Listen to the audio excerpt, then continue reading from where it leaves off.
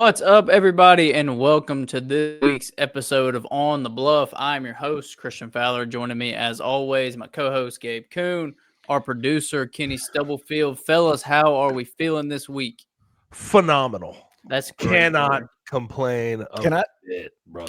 Can I just say, Gabe, your hair is looking mighty fantastic Well, I had to get a haircut so I didn't look rough for Grizz Media Day. You know what I mean? Yeah. I didn't need I said it on air. I didn't need to look like Grizzly Adams walking in there this year. Can we call you Big Sexy tonight? Is that Yeah. okay? All right. I like that. I'll take it. Yeah, hey, and by the way, you did this off air, but you did give me credit for my guest list today. Bro, Over 92 Christ. I don't know, and so many people texted me. So for those that did not get to catch my Monday show, You need to. Yeah, there's a lot of good stuff in there. Tomas Isolo, head coach of the Grizzlies, John Morant, Jaren Jackson Jr., and Cedric Howard. I did other interviews when I was at Grizz Media Day. They're on 929ESPN.com. But I got so many texts, including from you, Kenny, where they're like, oh, my God, great polls, brother. And I don't have the heart to tell everybody, like, I just get the credential and I show up and they put 10 guys in front of me. Like, that's how it works. That's how it goes. Now, I guess I can request that I want the stars, but they sort of know, you want the head coach, you want Ja, you want Jaren at the very least. Okay, But honestly I'll take the credit. You know what I mean? I'll take the credit for pulling those guys. Here's where I'm going to give you your flowers, okay? Do you honestly think that 92.9 would allow you to go with a media credential if you were a scrub at what you do? Yeah, right. No, for sure. And have those guys, they wouldn't send me there. Hey, they wouldn't send me and let me interview those guys. Be like, nah, bro. All right, Christian. I need to get and Kenny. I need to get both of y'all hip to this. Yeah. Tomas Isolo, the new head coach for the for the Grizzlies, he is a football knower, dog. Yes, really. And keep in mind, he's Finnish, right? Yeah. And he coaches basketball. But within the conversation we were having today, went about 10 minutes, he told me about the concepts he runs offensively, and he talked about how he uses air raid misdirection, like air raid concepts within his offensive philosophy. And I go, what the fuck? Are you a Mike? Like, how do you implement that? And then he went on to school me and like take me to school about how the Hal Mummy coaching tree is one of the best of all time. And I go, Hal Mummy? Like the air raid guru, the god, Kentucky. Hal Mummy. Wow. Like, it didn't even start with Mike Leach for him. He dug back into the archives and brought up Hal Mummy. I'm like, this guy, I like this guy, man. How much fun is it? Me and you can get along if you know about the Hal Mummy coaching tree. I can tell you elite ball knower. Can we just for real though? I was impressed. Gabe, can we just say this? Is it nice? And I don't listen, I'm not trying to besmirch any former head coach of the Memphis Grizzlies, but is it nice to actually have a head coach that when he's interviewed actually talks ball? Like, actually, hell yeah. You know what I'm saying? Taylor Jenkins would do just. He had his little sayings, brother. He hit you with, "We just got to be better. We just got to be better." Multiple. We got to get multiple. We got to be multiple out there. Yes, exactly. One thing about Isolo, and hell, by the time we get to the season, it may not work. I don't know. Which probably should. He's going to run a lot of pick and roll for Ja and get Jaren involved, so it should probably work. And use Edie. Like, even if it doesn't work out, like, one thing I did notice about him, he has a very clear vision of how it's supposed to look. Whereas Taylor Jenkins was like, we'll try this. Oh, it didn't work. We'll try this. Listen. Actually, you know what? Let's equal opportunity. I'll just say this. Let's play a lot of guys. Taylor Jenkins in his final year, in his lame duck year, because the new head coach was his lead assistant hired by the GM of the team. Yes. He brought in Noah LaRoche, who, shout out to Noah LaRoche. You've got fine taste in women. But you told me, I didn't know he's with Kelsey Plum. Yeah, bro. Nice. But he also coached a D3 church league team that ran the offense that he brought in. So the D3 church league team, all of a sudden now he's the lead offensive coordinator for an NBA franchise. Like that. Listen. I will just say, as long as Tomas Isolo is coaching, even if it's with somebody else, like, I'm a lifelong fan now, brother. He made an impact. If you're a basketball coach from Finland and you drop elite American college football knowledge on me like that, you win. Like, dude, you win. You my admiration is there for eternity. You win. Yeah. Well, speaking of college football, Memphis played FAU this weekend, got another win to move to 5-0.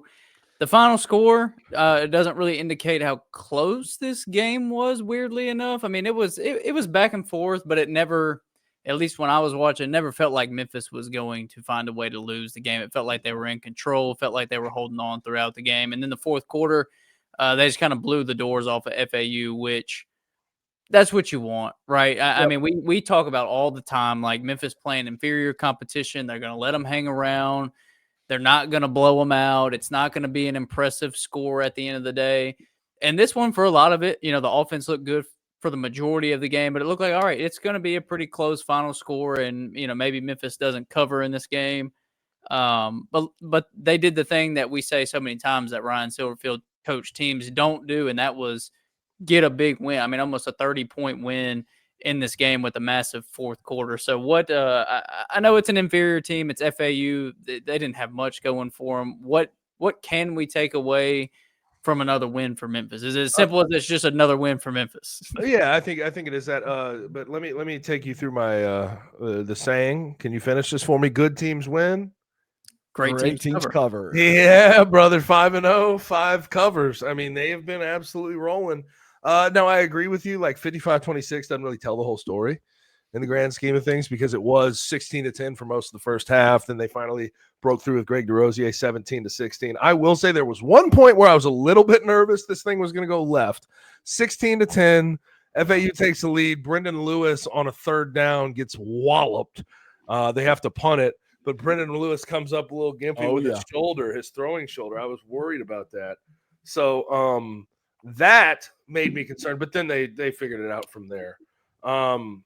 I think what this should tell you is what you've been told through every FBS game they've played. So far, there's some very obvious things. They clearly know themselves. They play every game the same way. First of all, first half, usually a little rough. Second half, they kick whoever they're playing's ass. Yeah. Happened in Arkansas, happened at Georgia State, happened at Troy, right? They've outscored also, teams 94-20 in the second half. Also, you look at what they do on both lines of scrimmage. They run the ball and they stop the run. They're 11th in rushing yards per attempt. They're 14th in points per game. They're 21st in rushing yards per attempt allowed. So they run the ball and they stop the run. Also, this is sort of to the negative side of what they've shown us to be, but they're going to give up passing yards. So they're just going to. Caden Veldkamp had 318, but you hope, and I think this is what Jordan Hankins has been preaching all year, they're going to give up yards, but you hope they can be opportunistic. So, what I see, and this is another data point to add to it, this FAU game, is it's a team who understands who they are and ultimately, even if they start slow, figures it out. Yeah. Speaking of starting slow and figuring it out, we've talked about the fourth quarter. We've talked about kind of that onslaught at the end of the game. We do get we have a clip from Ryan Silverfield talking about, kind of what and why that happened in the fourth quarter. I'll answer that question. One, as you well know, I'm off social media. I only do have Twitter or X, whatever it's called now, but I don't look at it. Also, what happened was for the safety of our own offense, they had gotten multiple personal fouls called on their defense back-to-back plays. And the only way I could get our guys, rather than taking knees, which at that point we weren't able to, was okay, hey, the defensive end's biting. Let's quarterback keep it and protect yourself, Brennan. But ultimately, that led to that. But with all the personal fouls that went on at that point, it was the best thing we could do for the safety of our players, and then go out there and play defense. It's got to feel pretty good to protect your team by scoring touchdowns, right? Like a lot of personal fouls. Let's go score touchdowns. I hope that we get to do that for a long time here. That smirk gets me every time you ask a question to him, Kenny. Well, you hear Kenny ask him, like, it's gotta feel good to be able to just go score touchdowns to protect your team. And you can't ask I don't think you can ask a better question there, Kenny, because I mean, like, how how sweet it is to say, okay, we're going to ice this one away and we're going to protect our players, but in doing so, we're going to beat the shit out of them. Yeah, we're going to continue to score touchdowns. We're going to win this game by 30 points. FAU was getting unnecessarily chippy. I don't blame him I don't blame him for his anger after the game. Like his post-game walk-off interview, he was not in a very good mood. Like he seemed to be a little pissed off with what they were doing to him. But you talked about Memphis being able to pull away in the second half of games, and that's not by accident. That's not something that just happens. I think you see maybe casual people can look at it and go, Memphis is a second half team, or, they're just better in the second half, or they, the old adage of they make great halftime adjustments. I think it's so much more simple than that, to be honest with you. I think when you run the ball 40 plus times pretty much every game, and you run for 200 plus yards in every game thus far, what happens is you just wear a defense out and are able to impose your will at the end of the games, and so you pull away. And I really think that's what it is. And then when you do that, you start getting other teams out of their game plan. They start getting uncomfortable, playing tight offensively, trying to sell out to one thing defensively, and you're just able to pull away. So it's not by accident. It's not some, fugazi, nice fairy dust. It happens by design, because when you are a run first football team, your whole goal is to steal someone else's soul, and that's pretty much what they do. Yeah, and I have to give credit where credit's due to a certain staff member. Obviously, Ryan deserves a lot of credit for helping turn over this roster, 72 different guys, and they're rolling. They're absolutely rolling. But Tim Cramsey, brother, we don't do helmet stickers. They do that on College Football Final. But if I could give my guy a helmet sticker, I absolutely would. For him to have 4 years of pocket passing quarterback, a little bit of run game here, different types of running backs, by the way, along the way. Blake Watson was more of the pass catching, off tackle guy. Mario Anderson was between the tackles. Brandon Thomas, through your face, crash test dummy. Yeah. He's had different, pieces of personnel throughout it. So, we knew that it was going to be a transition into a different type of offense this year, and this offense is perfectly tailored toward the guy running it in Brendan Lewis.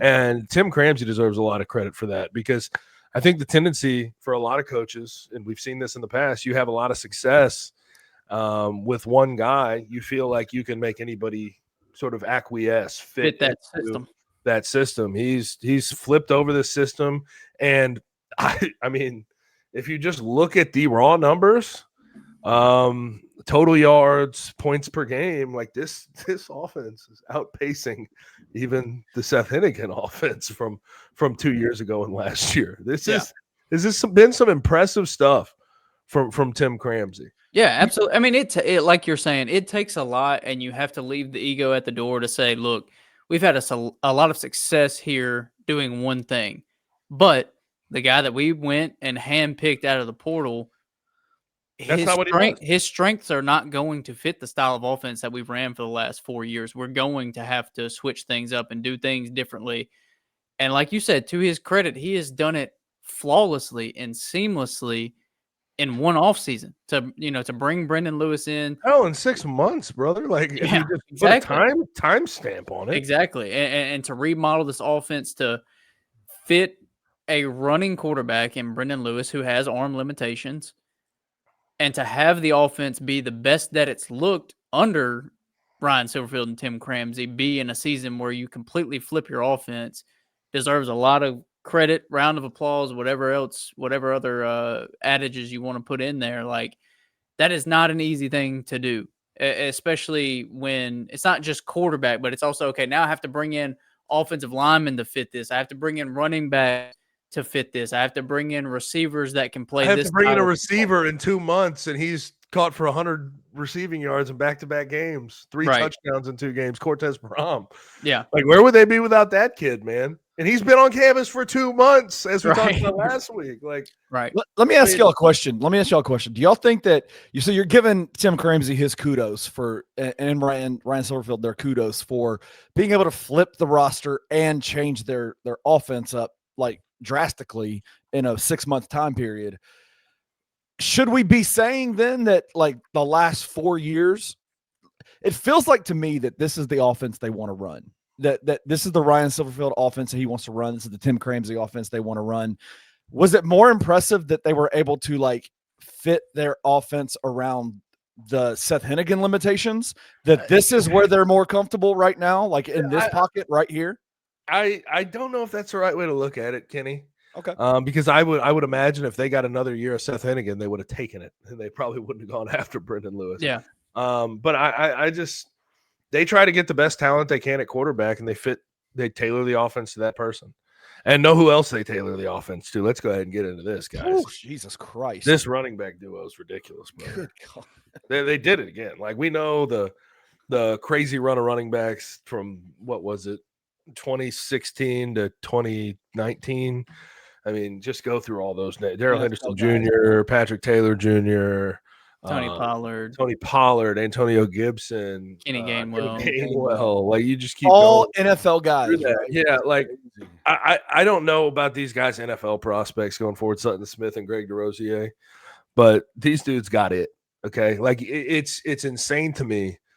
You can watch Sutton run for 140 yards and a 64-yard touchdown against an SEC opponent. Then the next week, you're like, yeah, we'll give him 7 carries. Greg's back healthy. Let's give him some rushes. And he goes 19 for 204 and 3 tugs. Yeah. And a 90-yard run, first 90-yard touchdown run for Memphis football since 1966. Like, every game, you can just copy and paste 40 rushes, at least 250, and 3 touchdowns. I mean, that's just it's wild to see that they've done it again at the running back position. Now, I don't think we had a bunch of doubts about who Greg DeRosier Jr.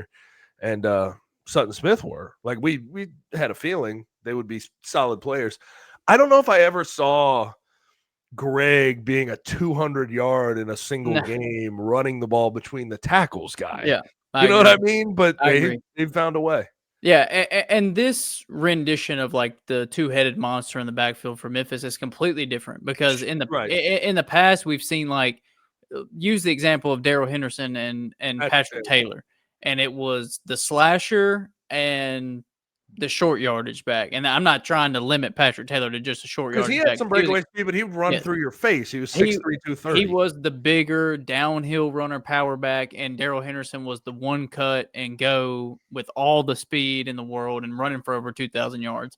And it was this great mesh of situational awareness and right moments in the game of playing them.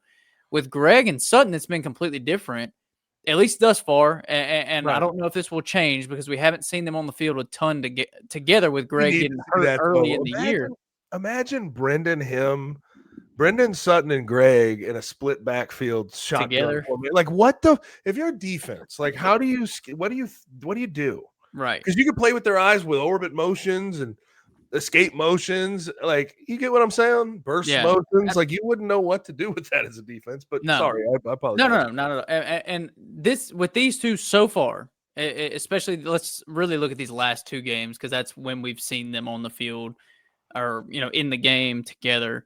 It's been one or the other, right? Like, Greg didn't do much last week against Arkansas. And Sutton didn't do much this week against FAU. So it's really been a hot hand. It's been like whoever's ripping them off, whoever is being the most effective, like, you're going to get the lion's share of the work. You can't knock it because it's worked.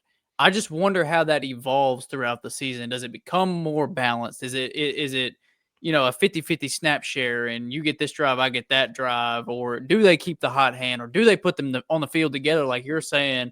I think they both have so much talent and they do so much for this team. I'm curious to see what that rotation looks like going forward because, I mean, yes, when Greg DeRosier has 200 yards, like, it is what it is, he's running that thing. But at the same time, it's like, how do you keep Sutton Smith off the field? And when Sutton Smith's breaking 65-yard touchdowns against Arkansas and having an incredible game, how can you justify taking him out? You know what I'm saying? Like, it used to be easier for Norvell when he had the different styles of batting. Right. But with them being, like, it's 3rd and 2. Here comes Patrick. Okay. Right. And we're going to bring in JoJo Dorcius to play fullback. Right. You know what I mean? Like, that was easy. You're in the open field. You're starting to drive. Here's Darrell Henderson.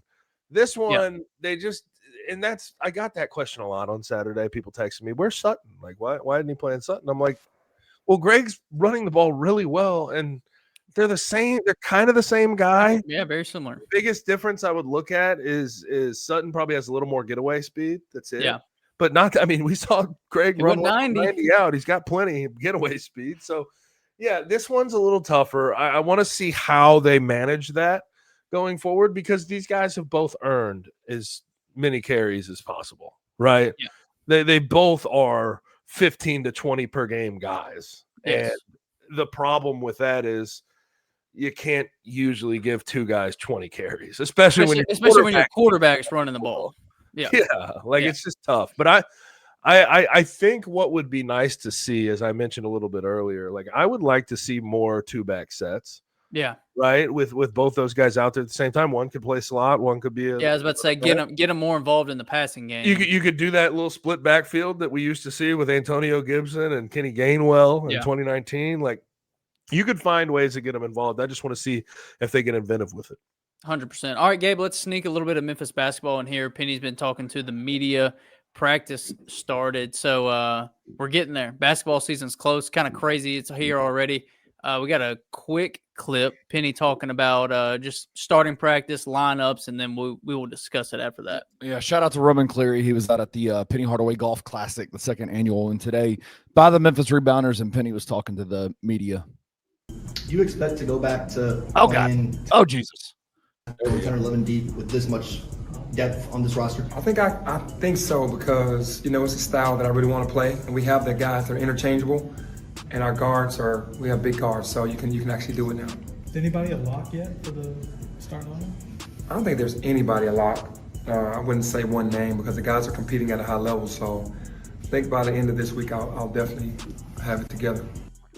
So sounds like Penny's trying to get lineups dialed in. We also heard him talk about over the weekend that he believes this is the second best team that he has coached at the University of Memphis, which is a pretty wild claim, especially when, at least from the outside looking in, there's so much uncertainty this year. So, Gabe, not too much to break down or talk about here, but just quick look into the season with where we're at right now with some of these quotes that Penny's had. How are you feeling? I mean, I should feel positively about him saying this is the second most talented team he's had since he's been at the University of Memphis. But Absolutely. I listen. I think if we've learned anything about Penny and listen to how he sort of speaks about his teams, he's an eternal optimist. He just generally is about the guys he brings on campus. So, like, I hate to say it, somewhat in one ear out the other until I see it on the field. Just like if Ryan this offseason with 72 new guys said, "This is the best team I've ever had," I'd be like, "Yeah, you're full of shit." Yeah, we've never even seen this quarterback before. What are we talking about? Yeah, exactly. So, like, we'll see. It could come to life. But within that clip, talking about playing a deep rotation, right? Like 10 to 11 guys. And he's how do y'all feel about that? I don't like it. I've never liked it. I really haven't. But I think what I'm interested early in the year, if you're playing that, like, I think he's going to try to find guys who play well in front of the lights, just like Silverfield against those little. But the problem is Silverfield had a pretty easy out of conference besides Arkansas.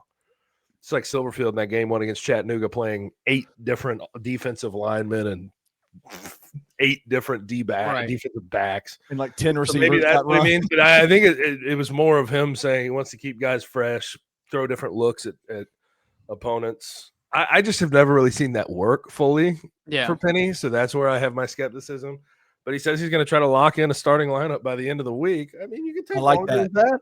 You could take a little longer with that, though. Chew on it a bit. He said later on in that clip, he said, they said, who do you think will be the starter? Is there anybody who's locked in? Who's locked in? And he was like, no, I don't have anybody locked in. And okay, and I'm like, yes, you can. I say Doug McDaniel locked in. He's locked in. Jared Parker locked in. Right. Yes. Zachary Davis, Aaron Bradshaw locked in. That's what I'm trying to say. Like, I feel like at least he said, I don't think anybody's locked in. I'm like, I could think of 4 guys. I got 4 for you. I got but at the end of September, you can't do that. You got to let the other guys have some hope. Yeah, you gotta let things shake out and play out and have guys confident going into the season. Even though a starting lineup will be set before the year, it's like you still want to keep that Well, but he also competition. said he's playing 11 guys. So Yeah, so it's 2 starting lineups again. Well, I think I honestly it sneakily went under the radar, but I think that Tark Ingram signing kind of flips the script for Penny in terms of his starting lineup because it changes it puts everybody back where they need to be. It changes where it changes mostly where Aaron Bradshaw is going to play most of his minutes. He wants 100%. To be a 4, he wants to stretch out a little bit. He can have that ability now. Mm-hmm. Yeah. Can I ask you this though? Honestly, I've seen some film of Tarek. Okay. Yeah. How do you think he'll be at this level? He ain't he's not Dane Danger, brother. No. He ain't that.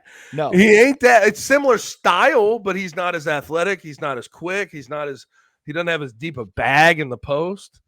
So I just have questions. How do you think he'll fit?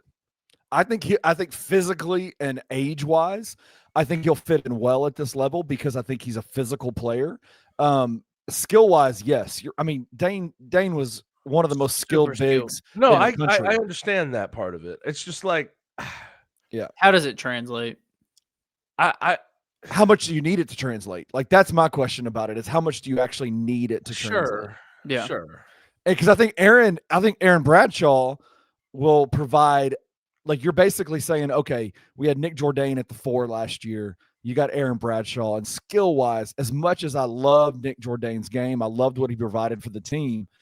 Aaron's a better player, right? Aaron's more skilled. I love how Kenny's I love as much as I love his skill set.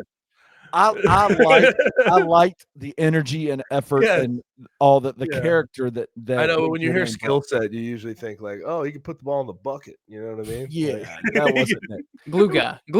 He was a glue guy. He was a glue guy for sure. Hey, he was a locker room guy. All right, gotta he have was a fantastic locker room. Gotta have him.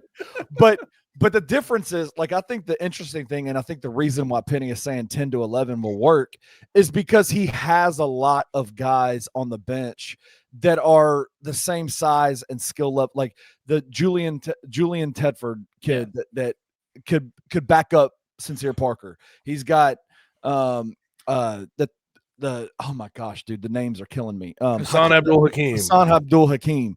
He's a fantastic backup for either your 3 or your 4. Bro, can I say something about him? That dude could be sneaky badass for this team. Yes. I watched him play at UT Rio Grande Valley. That dude has real athletic profile and great he size. Can put the ball in the hoop, man. Yeah. He's an interesting guy going into this year that because he was going to be your starting 4. He was going to be but no one's really going to see him coming. I feel like no, they're not.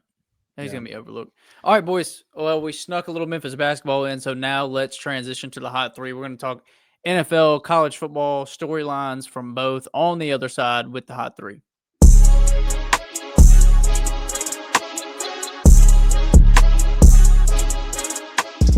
I do not blame you for not wearing the Arkansas red today, Jared. That was a debacle in Fayetteville this morning. Yeah, we made Jeremiah Love look like he's back. 4 touchdowns, 2 rushing, 2 through the air. I've never seen. I don't like to blame players quitting, but today I think you saw the players finally give up. On this Sam Pittman staff, it is abysmal. That was the most embarrassing thing on our home field since we allowed Ole Miss to score 61 on us last year. This team is in the dumpster fire so far down. They're unsavable. I think this is a good Notre Dame team. I think that they're perfectly fine. I think they're probably ranked properly where they're at, but they're not the same Notre Dame team from last year. I mean, they're just not that good. And the fact that, I think okay, maybe they're probably going to win this game, but 56-13 is just, that is just an ass beating if I've ever seen one. They were out for blood. They smelled blood in the water, and they pulled an Oregon on Oklahoma State and just beat Arkansas like an FCS opponent, like they didn't even belong in the same class. Tune in to College Football Saturdays throughout the college football season live from Grind City Brewing and the Bluff City Media YouTube channel.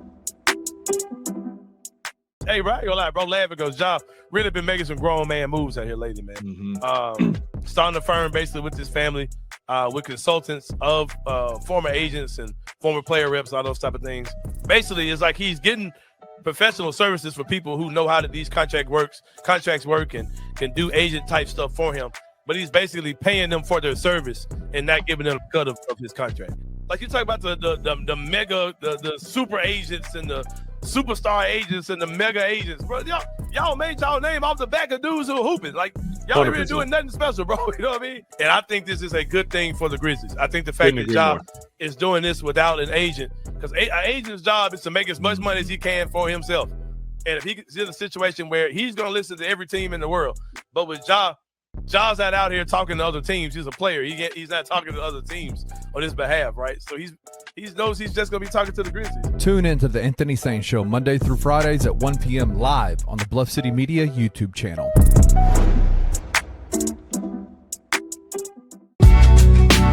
In the heart of the Highland Strip for 27 years, Trilogy Tattoo has helped tell stories for Memphians for generations. Located at 530 South Highland, Richie and his team are waiting to help you tell yours.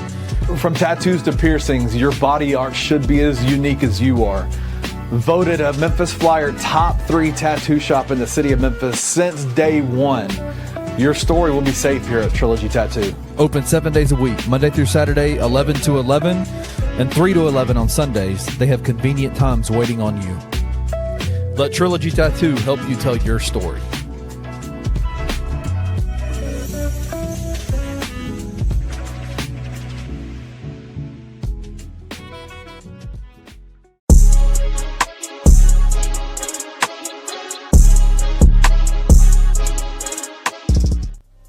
All right. We are back with the Hot 3. Can y'all hear the music? Yeah, I hear the music. Yep, it's there. All right, here we go. Before we get into actual topics that we wanted to discuss, I got one topic that I just wanted to throw out there to you. Just y'all riff for just 1 second. Did any of y'all get a chance to watch the Ryder Cup this weekend? No, I mean, I watched very little. Like after Friday, I was kind of just like, I'm good. Bro, they sucked. Like, I know they came back and almost won it. They were so close to winning it, and the comeback was great. Dude, Friday and Saturday, the Americans were piss poor, and it pissed me off. I was very upset. Anyway. Yeah, no, it was a bad showing. But Jesus. I can't stand Rory McIlroy. He's probably like top 5 least favorite athletes for me. Do the American fans really throw a beer at his wife or whatever? Come on. Yeah, it looked like it bounced off her hat or something. Just crazy. Yeah. They're New Yorkers, man. What do you want them to do? Anyway, all right, let's get to it. Let's get to the actual Hot 3 topics. I want to go some college football storylines coming out of week 5. What are some of the storylines? We've discussed a few, and we're going to talk about them a little bit, but what are some of the major storylines that you guys are paying attention to coming out of week 5, heading into week 6? Can I start this one off, Gabe? Yeah, of course. I would love to, because we hyped this week up so much, and it delivered. It was a great, like Oregon and Penn State was a great game, went into overtime. Tennessee and Mississippi State was a great game and went into overtime. LSU Ole Miss was gritty, tough win for Ole Miss. What else did we have? That was, I guess, Auburn and A&M was kind of not that great, but overall, like the big games for the most part delivered. But to me, like one of the biggest storylines, and I hate talking about this because I'm not really that guy that brings this up that much, but the college officiating just sucks. I mean, it just sucks. It makes me so aggravated because I'm bigger NFL than college. Everybody that knows me knows that. Not that I don't take in a ton of college football, know a lot about the game. I just prefer the product in the NFL, and a big reason why is the officiating, because even in the NFL, officials get crap. But for the most part, they are really good, and it just continues to get better. You look at the virtual measurements now. You look at the replay assists. Like, the NFL has really figured out officiating collegiately, and I understand there's so many teams, there's so many conferences. You have to have so many guys. But for these massive marquee matchups, like the calls that come out of these games, they're egregious. And the worst of the weekend – Kenny, I think you got a clip of this, correct? I do. We'll roll the clip and then we'll discuss it. Oh God! Here we go. Let's run it back. Okay. So if you're textbook targeting. If you're watching on YouTube, this is a clip from the very end, one of the most crucial moments of the game, Oregon and Penn State. And there was just no flags on the field. They go to the booth, they review it for targeting, if you haven't seen it, go check it out. If you're watching on YouTube, you can see it right now. It is as cut and dry targeting as it comes. The defender, crown of the helmet to the helmet, shut the book on that one. I mean, that it's as obvious as it, and it gets reviewed. If it doesn't get reviewed and they miss that, and in real time it was obvious, so I still would have been aggravated. But the fact that they went and reviewed it, and it wasn't called targeting in that moment, in that situation, and how obvious it was, is absurd.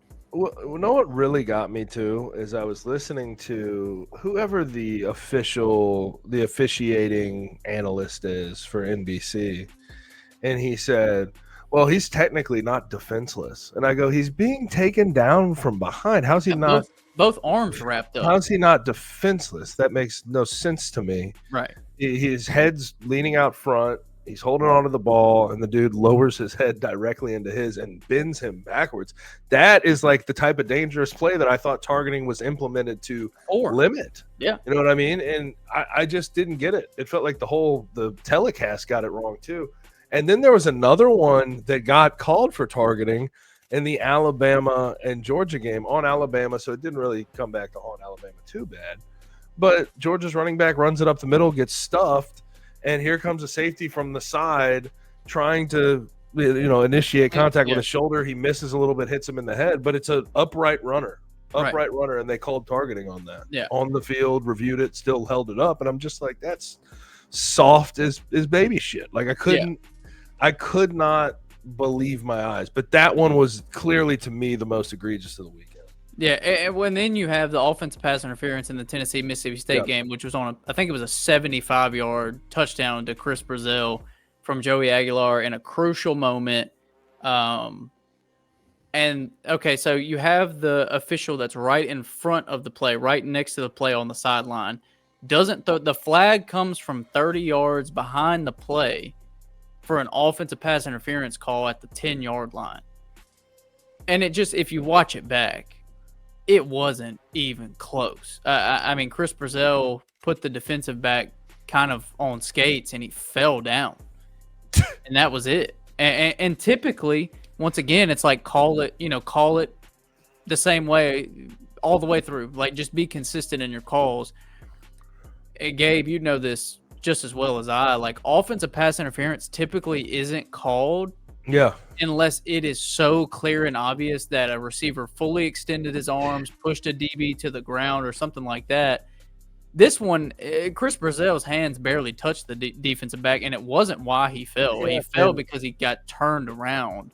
And how do you take away a play that big in that moment? It's just it's so bad, and it didn't affect the outcome of these games, right? Because Tennessee ultimately wins, Alabama ultimately wins, Oregon ultimately wins. But you never want to leave the game in the hands of the officials. I don't know. It's so aggravating, and I don't know if there's a fix to it. To your point about OPI, it usually doesn't get called unless it's egregious, but even when it's egregious, shout out Cortez Braun last week. They call it on the defense. I knew you were going to bring up Cortez. It's pretty interesting to me. All right, now a storyline I'm watching is, who did I pick to win the Heisman preseason? Dante Moore. Yeah, I'm watching Dante Moore and his Heisman hopes. I'd imagine he's there at the top for most people. I've been seeing polls everywhere. Let me get a FanDuel. I'm going to get a FanDuel check while you're talking. Yeah, go ahead and get that FanDuel check. But in that game, I mean, it was just amazing to see him operate. He threw the ball when he needed to, on time, on target. When he needed to tuck the ball and run, he did that, ran for 35 yards. But he finished 29 for 39, 248, 3 touchdowns, no interceptions, on the road against the number 3 team in the country during their whiteout game, their most raucous crowd of the year. And what really amazed me is I watched Drew Aller on the other side looked more shook by the crowd than Dante Moore ever did. Dante Moore didn't show a lick of emotion until after the game. Just no emotion at all. Just looking around, looking for the call, executing the call to the best of his ability, and then he moved on with his life. I'm so impressed with Dante Moore. I think this was the game that really was a Heisman moment for him, because down the stretch, they have Indiana, then they have the rest of the Big Ten slate, which is not much. They avoid Ohio State, they avoid Michigan, they avoid all the really good teams. So I think if Oregon gets through that test next week at home, or 2 weeks from now at home against Indiana, I think they're on the fast track to the Big Ten championship as the pseudo home squad, even though it's a neutral site game. Yeah, you give me your best guess at a top 5 here. Okay. John Mateer, no order. John Mateer not in the top 5. Whoa. Okay, Dante Moore, number 1. Dante Moore, number 1 at plus 600. Fernando Mendoza, 2. Fernando Mendoza, number 6 at plus 1400. Oh, my gee. Holy hell. Are there any non-quarterbacks in there? No, there's not. There's one. There is one now? Oh, yeah. Wow. Okay, so Dante Moore. Correct. Ty Simpson? Ty Simpson, number 2, plus 950. Oh. God, this is tough. Jeremiah Smith still in there? Jeremiah Smith, number 4 at plus 1,000. Julian Sayin? No Julian Sayin. Drew Allar. Heck no. He was now there, though. You're down to a Trinidad Chambliss. Trinidad Chambliss, number 5 at plus 1,200. Who's number 4? The backup QB for Ole Miss? He's not the backup anymore, brother. Well, I know that, brother. Yeah, Austin Simmons ain't getting that job back. Number 3. Let's another quarterback. Another quarterback. Not our favorite guy. Not our favorite guy. Nussmeier. No, not Nussmeier. Nussmeier can't be in there. Me and Gabe have been pretty critical of this quarterback for quite some years. Transferred to a new school this year. Joey Aguilar? Nope. Carson Beck, number 3 at plus 1,000. Oh, that makes sense. Carson Beck. There we go. Okay. So, but there's Dante your, Moore, number 1, brother. Yep, there's your Heisman odds. Courtesy of FanDuel FanDuel. Sportsbook. No, I agree. It is so interesting when you look around the country at the quarterbacks and the different storylines that come from it, because Dante Moore at UCLA came out his freshman year, and his first few games, you were like, you saw it. Wow. Like, he can be something.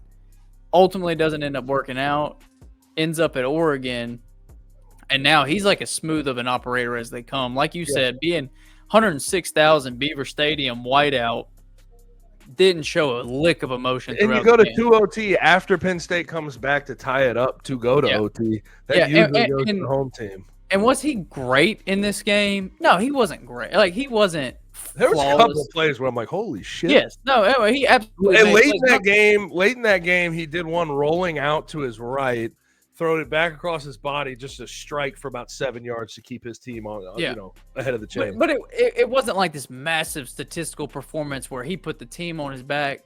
Right. But he did exactly what was asked of him in an environment like this. He was efficient. He took care of the ball. He completed passes at a very high clip. He moved the chains. He did everything that he needed to for Oregon to be able to win this game, especially after the slow start that they had. So, like, you just look down the list, and I know we want to talk about quarterbacks and transfer versus staying, and just looking at that, let's just pull the Heisman odds that we talked about there. Fernando Mendoza, transfer from Cal. Dante Moore, transfer from UCLA. Carson Beck, transfer from Georgia. Trinidad Chambliss, a D2 transfer. Ty Simpson. I brought up Ty Simpson. He's a first-year starter. Right.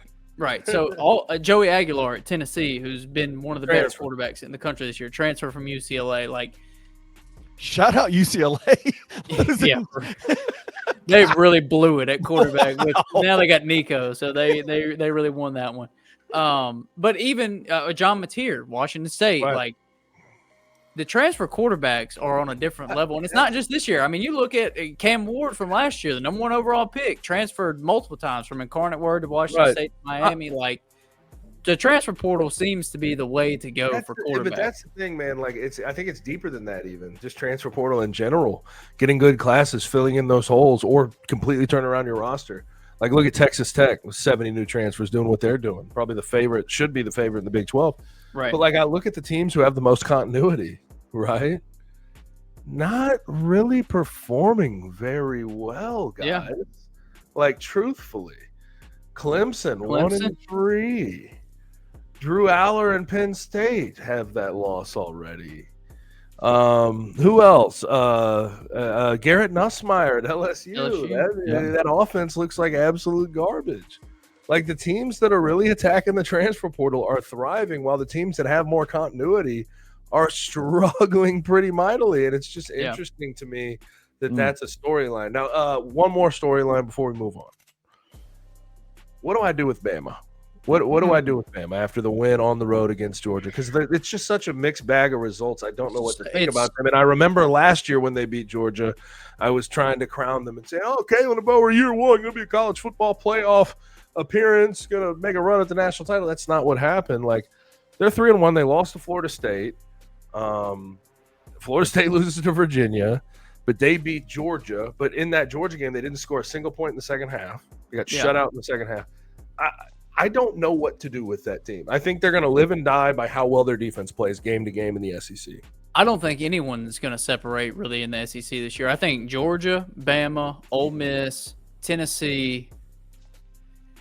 Maybe you can throw LSU in there. I'm really not sold on LSU now, but like those teams are so tight, right? Like, I mean, we saw the way that Tennessee played Georgia. We saw the way that Bama beat Georgia. Like, it's very tight at the top, and typically we're very accustomed in the SEC to seeing a team that is head and shoulders above the rest, or two teams that it's like these are the marquee premier teams.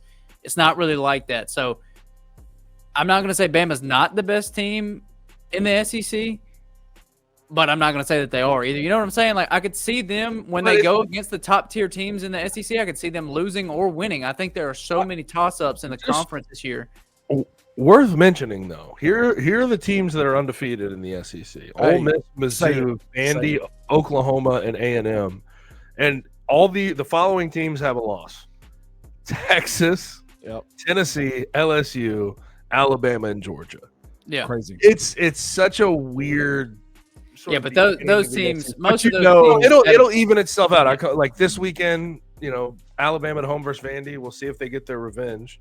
Yeah, game day is going to be there. If you would have told me 3 years ago that game day was going to be on hand for a top 20 match between Vandy and Bama, and Bama was going to have the revenge factor on their side, like I would have told you were higher than you know what. Yeah. But I mean, it's just it's different. SEC. There's more teams that can bring in more good players through the transfer portal. There's more money at these teams' disposal. There's not just one guy at the top in Nick Saban, or two guys at the top in Nick Saban and Kirby Smart hoarding all the talent. There's just an inordinate amount of parity in that conference every single year. I think the days, like, truthfully, and maybe there'll be a team that comes along. Like, you can't discount that if they just get all the right talent at the right time. But maybe there'll be a team that comes along that goes undefeated on their way to a national title. But I think the days of that are very, like, they're numbered. They're not here really right now. Yeah. All right, Kenny, let's go to topic number 2. Here we go. Let's get in the most obvious move of the entire year. Sam Pittman at Arkansas was fired. Guys, I'm hoping he's having a cold beer. Yeah, I'm sure he is. Hey, the man got bought out for like $9 million, so he's fine. It was 7.6. He actually took a 64% of what it's supposed to be. So shout out to him. Shout out Sam. Yeah, man. I think we lost probably the most likable coach in college football. Yeah, definitely one of them. To being fired, but it was time, brother. You can't lay an egg in front of a sold out crowd against Notre Dame like that. No, like you let a redshirt freshman throw for 350 and 4 touchdowns when he's never touched those numbers before. Yeah, Jeremiah Love had 4 touchdowns, 2 rushing, 2 passing, 2 receiving. It was just I was wondering if they'd let go of the rope this week. But it felt like we let go of the rope. And, like, I have experience with this. In 2015, we lost to Navy, followed that up by a 17-point blown lead where we lost to Houston on the road. And I think we lost to Temple in that third game on the road because we lost to Houston. I think too early in the season, Arkansas had those 2 lapses where you're right there on the precipice of being 4-0. It slips out of your hands. Your emotions are low. You come into this game like, shit, what do we have to play for? If we lose again, we have a losing record. I just think they lost to Memphis twice this week. I'm not saying they would have won against Notre Dame. I think Notre Dame was always going to win that game, but that effort told me a different story. They were shot. Yeah, they were just like, I think their emotions are just cooked. And that's what happens when you have 2 games come down to the wire like that. One against what's a top 5 team now. Right, exactly. Yeah. And you're just right there. You're right there, and you fumble when it matters the most. Yeah, twice. Twice. Back-to-back weeks. I just think that played a factor into this more than anything. But you can't lose 56-13 and expect to keep your job, especially when that game puts you under 500. Now, have you seen sort of the ideas behind who they're going to go replace them with? Yeah, should Memphis be worried? We'll see. I'm not. I think they're going to kick the tires on some different coaches around the country before that. Because here's an interesting thought that I want to bring to y'all's attention. There's a couple of coaches around the country looking at it and saying, should I restart my clock? Should I move on and just go find another program? Because clearly the people don't really appreciate me, but maybe they will. And at least with them, I have lower expectations than what I have right now. Look at a James Franklin. Look at Dabo. Yeah. It's sort of what Arkansas, what maybe could happen with this is what they did with Calipari. Yeah. But I obviously you can't bank on that. It has to be a perfect situation. That's what John Calipari's situation was. But also some other names. John Summerall is going to come up for this. Ryan, I think, will be a name involved in this. Just trust me on that. Who else? Lashley from SMU. Brett Lashley is a good name. But here's the thing that I really hope they have more self-respect for. I hope they have some self-respect. Don't you dare hire Bobby Petrino back, no matter how well he does down the stretch of this season as the interim coach. Don't hire his. Let it go. Let it go. It's funny though because Arkansas fans are like, okay. I don't mind it, but I'm sitting here for the players looking in he embarrassed your program. Yeah, literally embarrassed your program and left you guys in an awful spot. Yeah, where you've been reeling since to find a coach, and I would not give that guy the time of day, brother. I don't care how much he's changed. I don't care how much he says he's changed. Yeah, I would let that one go. I would just not even field that idea, but it's kind of funny. They've allowed him to make coaching changes and hire his guys for the rest of the DC. Yeah, he just fired the entire. From what I was told, I was told by some Fayetteville people today that the defense on the Arkansas, their players are just livid that all their coaches are gone. And, but it really seems like terrible. They were horrible. Yeah. It does seem though like they're really fielding the idea of Bobby Petrino being their next head coach.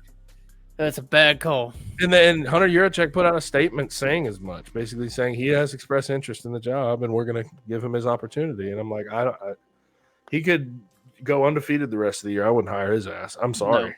No. I wouldn't either. All right, Kenny. Let's go NFL. Yeah, let's go NFL Week 4. What are some storylines coming out of NFL Week 4 that you guys are interested in? Would y'all should a tie be a thing, Gabe? No. We need to get rid of that shit. I agree. Should they take should the NFL go with the college football overtime rules? No.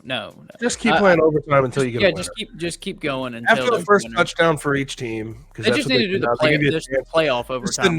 The next one should be the sudden death. Playoff overtime rules, like you said. Yeah, just like the playoffs. I think my storyline is Cowboys first in offensive yards per game, last in defense. 32nd in defense.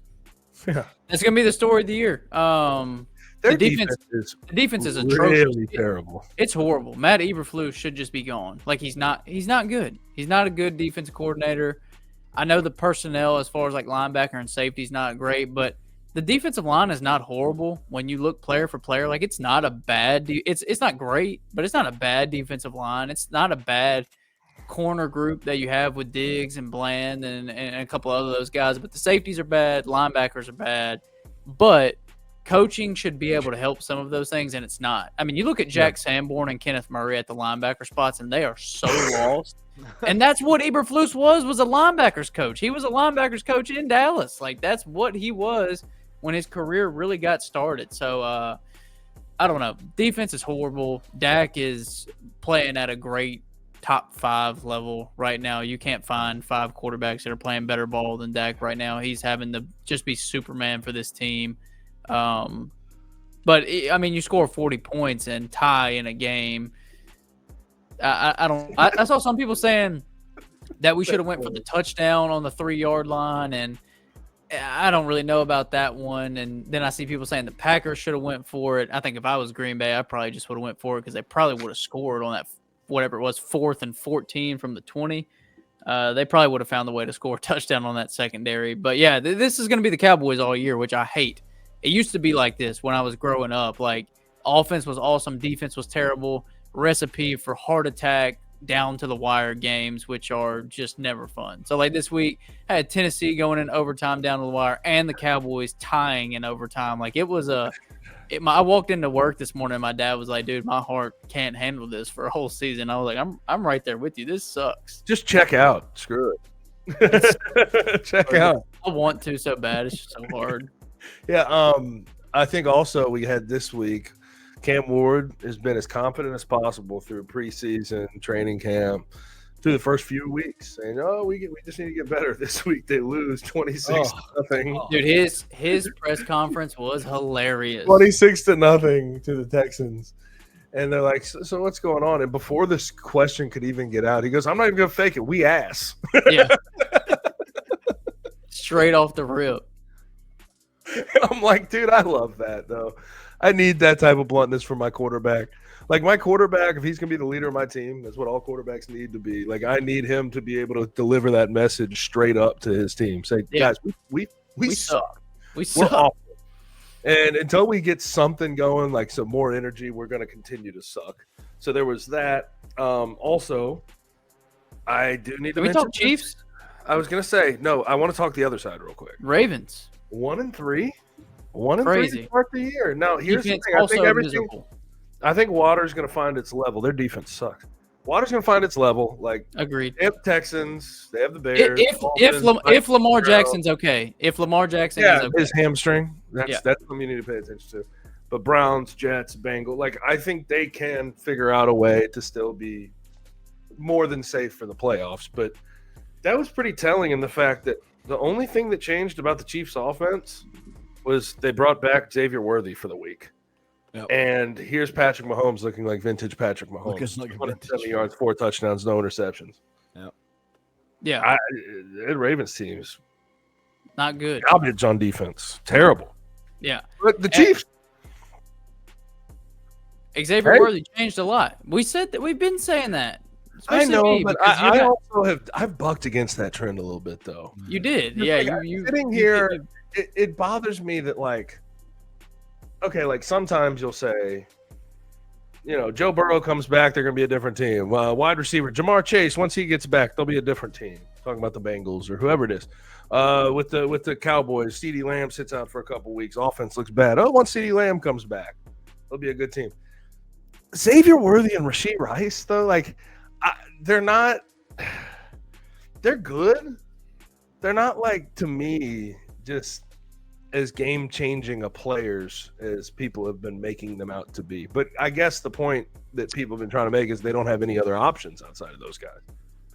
I mean, Xavier Worthy is a second-year player, so we can't really write his full story yet on if he's a game changer or not. He looked like a game changer on Sunday. 59% of the Kansas City looked good. Yeah, 59% of the snaps, 83 receiving yards, a career high, and a 35-yard run also. So I think there is something there with Xavier Worthy, and Rashee Rice is he special? Was he like an elite talent? No, but is he kind of a target eater?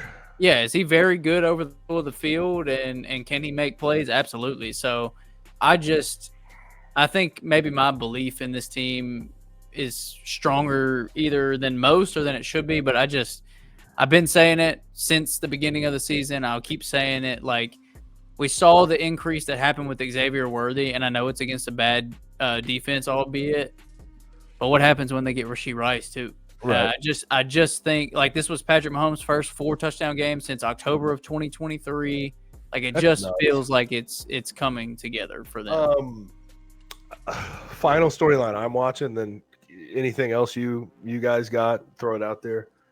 Puka Nacua might break every receiving record this year. It's on pace for 2,100. Have you seen what he's done so far? Yeah, he's on pace for 210 targets, 170 catches, and 2,100 yards. 10 catches, 130, 8 catches, 91, 11 catches, 112, 13, 170. He's got 42 receptions for 503 yards through 4 games.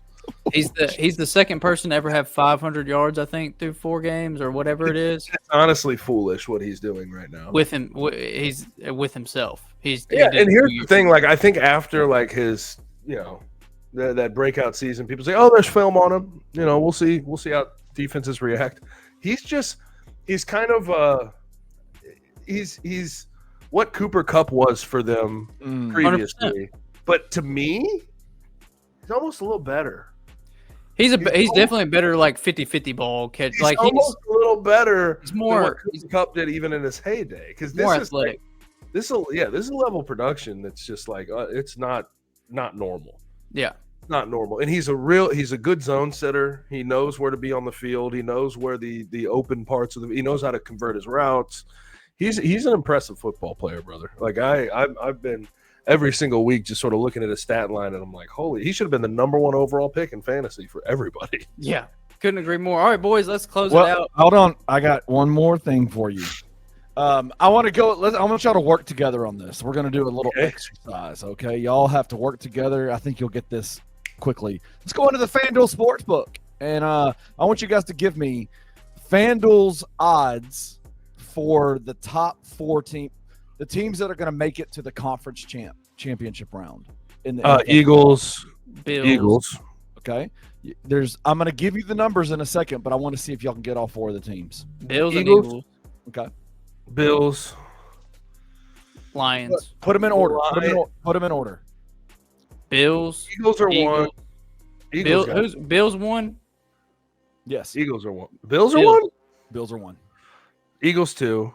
Mm-hmm. Lions 3. Chiefs 3. You gotta give us a yes or no. Not yet. Keep going. Shit. Damn. Ooh. So this must be a little bit of a loop, throwing us for a little bit of a loop, huh? A little bit of a loop. Are the Colts in there? No way. I love the Colts. No chance. Is how many of each conference? How many? 2 of each. It is 2 2 of each conference. Yes. So Eagles, Lions, Bills. Yes. No. No Lions. No Lions. Rams. Come up with the list. Come up with your 4.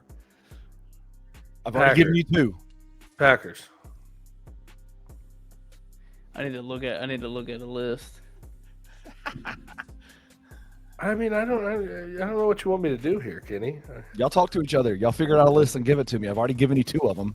You didn't give us 2. We guessed those 2. Eagles and Bills. Do you know how this works? When we give you a right answer, you're supposed to say yes. And I feel like I want y'all to give me all 4. I want you to give me your final 4. We're not doing this. Come on. Final 4 list. All right, y'all ready? Final 4 list. All right. Eagles, Bills.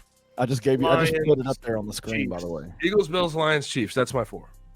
Eagles, Bills, Lions, Chargers. Buffalo Bills -150, Philadelphia Eagles +120, Baltimore Ravens +170, Green Bay Packers +200. Ravens is crazy. That's kind of wild. Wild. And the Packers just lost a game to the Browns and tied with the freaking Cowboys. Shout out to FanDuel Sportsbook. Which number would y'all put any kind of money on here? That one that says +120 on the Eagles, I would just literally hit that. I mean, if you get the Eagles at plus, I don't know why. I'd take the Bills at -150. The Eagles, man. I'm not there yet. The way that you feel about the Chiefs is the way that I feel about the Eagles. They're gonna have to show me something. Wow. I don't think the defense is nearly as good as it was, and they refuse to throw the ball. So they're gonna have to do something other than block a field goal and return it for a touchdown for me to start believing that they're gonna go back. I mean, but they have beat some good teams. We can admit that, right? Yeah. I mean, they beat the Rams. The Rams beat the Rams and the Bucks in back-to-back weeks. Yeah, no, close games. I get that. Agreed, but things are different in the playoffs. Anyway, all right, everybody. Appreciate you guys for joining us. This Jalen Hurts hater, Christian. I'm not. I'm not. It's not a Jalen Hurts thing. I think it's a coaching thing. You're also a Cowboys fan. No, I'm not. You know how unbiased. No, that's Cowboys fan talking. Anyway, if you're watching on YouTube, you can like, subscribe, and comment there. If you're listening via podcast, whether that's Apple, Spotify, or any other platform, you can do the same there. Once again, we appreciate you for joining us, and we will see you back here next week. Thank you for listening to On the Bluff. If you enjoyed this episode, leave a rating and a review wherever you download your podcasts. Also, like and subscribe to Bluff City Media's YouTube page.